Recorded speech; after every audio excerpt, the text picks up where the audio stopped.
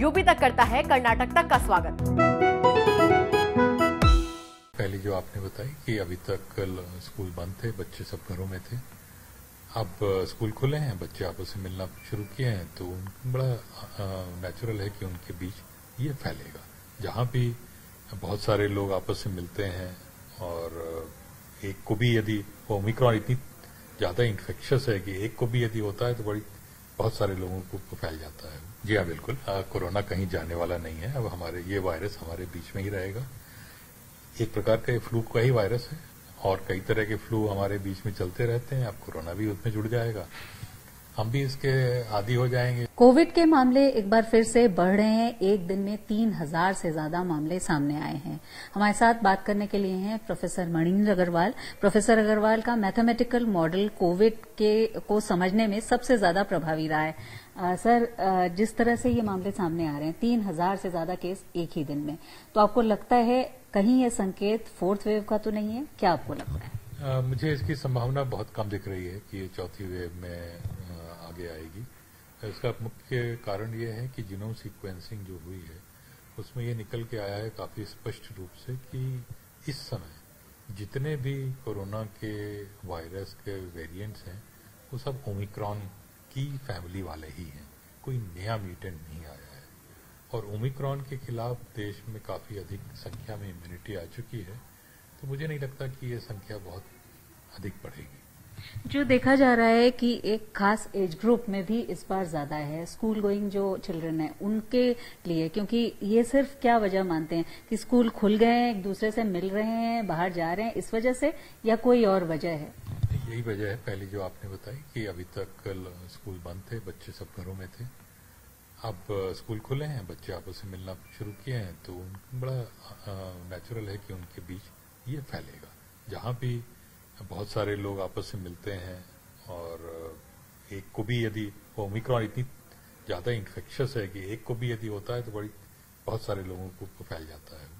तो इसमें कोई आश्चर्य की बात नहीं है, न ही घबराने की बात है, क्योंकि बच्चों में आप देखिए इनके अंदर अपनी सेल्फ इम्यूनिटी इतनी अधिक होती है कि शुरू से ये देखा गया है कि बच्चों को कोरोना होता है तो ज्यादा असर नहीं करता। हालांकि अब ज्यादा असर इसका सीरियस नहीं दिख रहा है, हॉस्पिटलाइजेशन नहीं होने की उसकी जरूरत पड़ रही है, लेकिन उसके बावजूद घबराहट इसलिए है कि नाम कोविड है।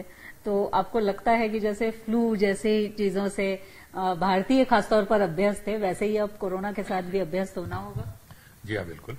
कोरोना कहीं जाने वाला नहीं है। अब ये वायरस हमारे बीच में ही रहेगा।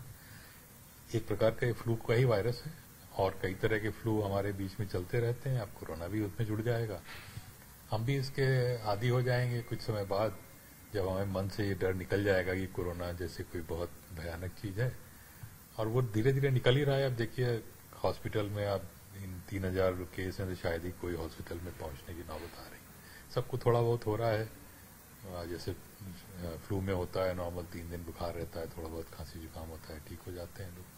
कोरोना के साथ भी रिस्ट्रिक्शंस को सर कितना जरूरी मानते हैं इस लेवल पर?